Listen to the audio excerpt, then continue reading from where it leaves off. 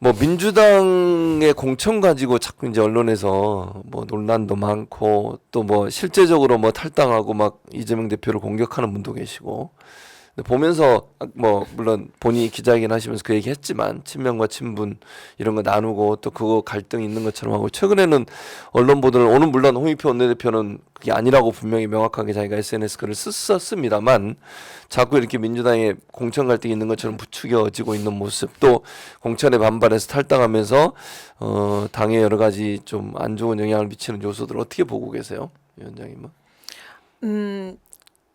굉장히 안타깝고요. 사실은 또 실상보다는 좀 부풀려진 측면도 있다고 생각합니다.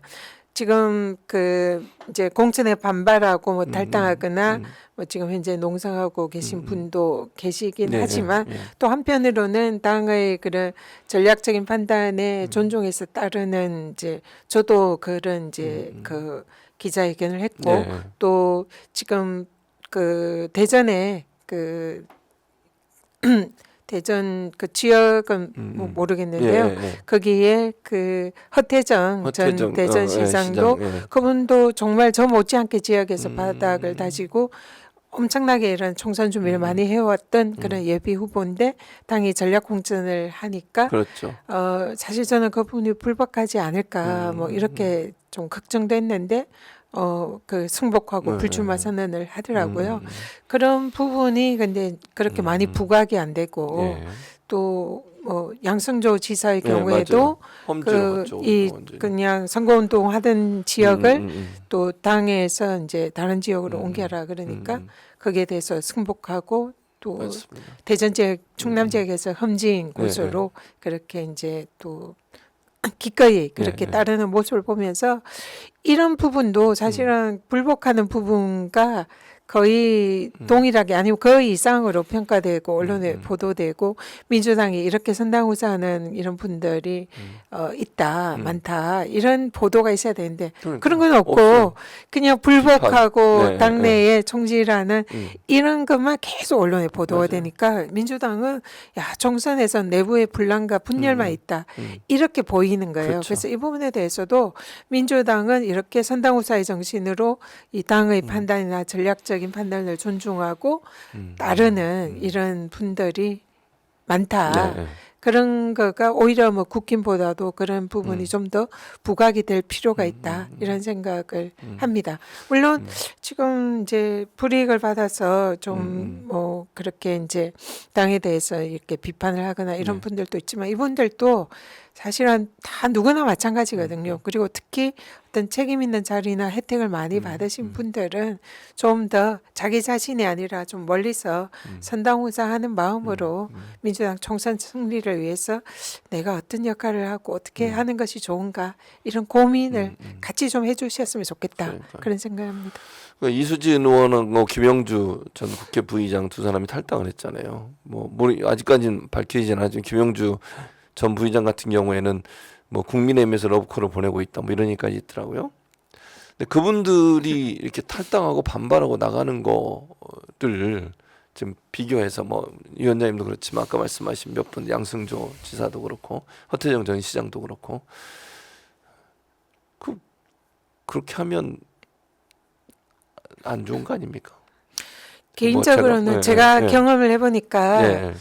굉장히 힘들거든요. 네. 이 사람이 선수로 뛰고 싶고 총선이라는 여기에서 진짜 피 끓고 이 여기에서 승리를 하고 뭐 이런 당의 총선 승리에도 기여하고 내가 국기연파치를 달고 싶다 뭐 이런 욕망은 누구나 기본적으로 있겠죠. 있을 거 아닙니까? 그렇습니다. 그거는 다 마찬가지지만 누구나 마찬가지지만 그게 자신의 그런 뭐 하고 싶은 대로 되는 그런 게 아니고 또 이 총선이라는 거는 국민의 대표를 뽑는 것이기 때문에 공익적인 마인드가 항상 우선돼야 된다. 그런 생각을 합니다. 그래서 모두 다 아프고 힘들고 또 내가 선택을 받고 싶고 그런 마음은 누구나 같지만 거기에서 만약 자기가 선택이 안 되는 그런 순간이 있거나 네. 또 그렇게 해야 된다는 순간이 있다면은 거기에 대해서는 그 잣대가 자기 자신보다도 이 대의나 이 특히 지금 대한민국의 위기인 이 상황에서 이 총선이 가진 의미가 정말 중차대한 이런 상황에서는 자기 자신보다 선당 우사의 마음으로 민주당의 총선 승리를 더 우선적으로 생각해 주면 좋겠다. 그런 생각합니다. 근데 저는 이제 다른 사람보다 이수진 의원이 발언이 너무 나갔어요. 나가도. 네. 그러니까 뭐 불만을 얘기하는 거는 뭐 이해 뭐 100번 양보해서 본인이 선택받지 못할 뭐 그리고 결정도 난 것도 아니었어요. 사실은 중간에 지금 그렇게 한 건데 뭐 그건 이해를 하겠는데 백현동 사건 뭐 그 재판 그것도 이재명 대표 관련된 재판도 아니고 김인섭 씨 관련된 재판에 나왔던 내용인데 마치 거기에 이재명 대표 연관돼 있는 것처럼 말을 하고 이렇게 얘기하는 거는 이 민주당 전체를 완전 위험에 빠뜨리는 행동 아닙니까? 그렇게 하는 거는. 그렇죠. 이 본인이 이 뭐 불이익을 받았다고 해서 그걸 그 당 전체를 위기에 빠뜨리는 그리고 그 사실 여부도 확인되지 않은 그런 얘기를 하면서 마치 기정사실화 된 것처럼 그렇게 얘기를 하는 거는 이번 총선에서 그 자체가 민주당의 지지율이 빠지게 하는 매우 중요한 요인이 될 수 있고 민주당의 총선의 매우 위기를 초래할 수 있는 그런 행위가 될 수 있다 이렇게 생각을 하거든요.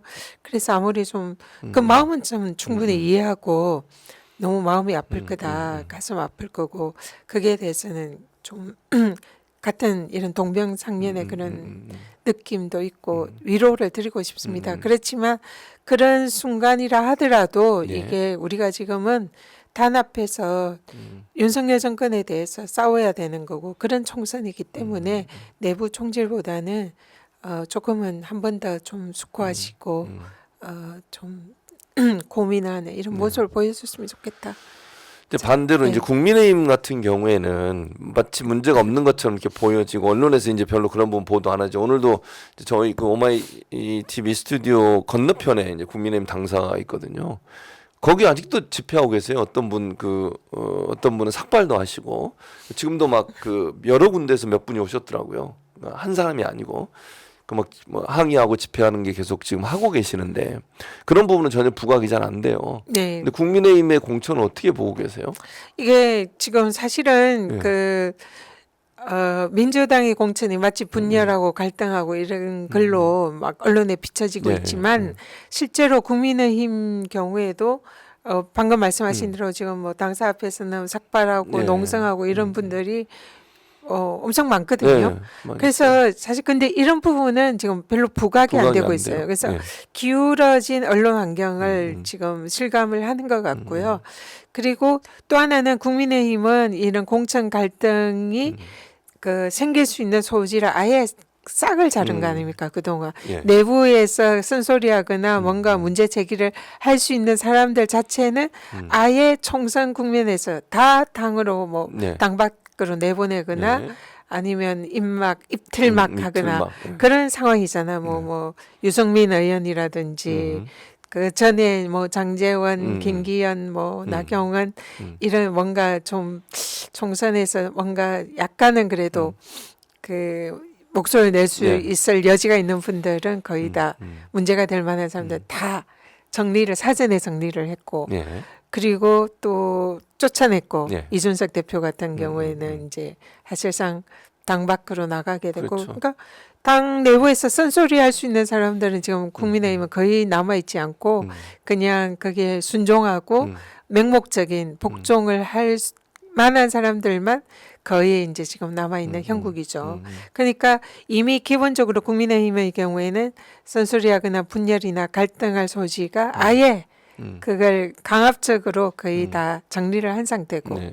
그리고 지금 현재는 이제 그런 목소리를 내지 않을 그런 사람들 거기에다가 또 국민의힘은 그 캐비넷이라는 강력한 무기가 있잖아요. 그래서 네. 조금이라도 뭔가 그런 소지가 있을 경우에는 캐비넷이 작동할 수 있다는 암묵적인 위협, 네. 압박. 네. 뭐 실제로 작동하는지 안 하는지 모르지만 그래서 최근에 또 모 중진 의원 뭐 이런 분들은 출마하겠다고 하다가 출마를 접고 네, 맞아요. 그런 분들도 여러 분 있고 그렇죠. 그리고 또 여기는 또 당근도 있잖아요. 네. 지금 뭐 전국에 공기업이나 이런 데에 자리가 자리. 비어 있는 데가 네, 지금 맞습니다. 꽤 있다.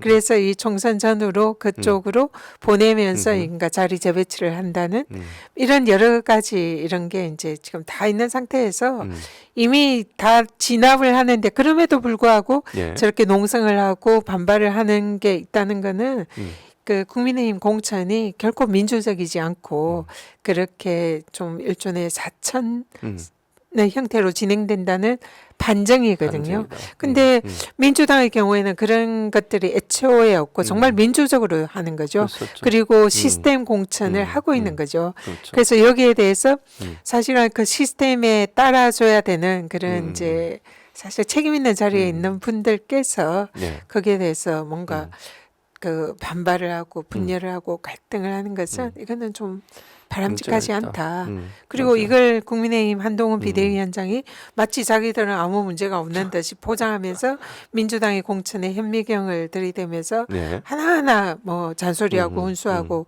비난하는 것은 이거는 옳지 않는 거고 자기 눈에 대들보는 보지 못하고 남의 당의 그 티끌만 가지고 문제 삼는 거다.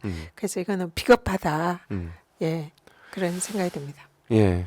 그리고 이제 국민의힘이 여러 가지 예를 들면 돌려막기 하듯이 예를 들어서 김건희 특검 김건희 특검이라면 우리도 징계받나요?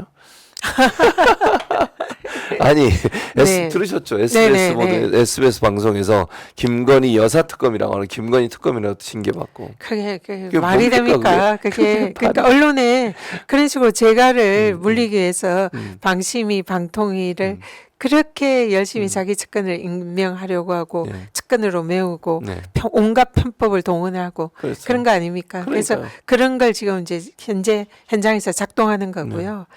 사실 진짜 말이 안 된다고 생각합니다. 그러니까 아니 네. 그리고 원래 김건희 특검이라고 돼 있어요. 그렇죠. 김건희 네. 도이치모터스 특검인가 뭐 아무튼 네. 그렇게 돼 있는데 아니 그리고 이걸 여사를 말을 꼭 붙여야 되는 겁니까? 저는 이해를 잘 못하겠어요.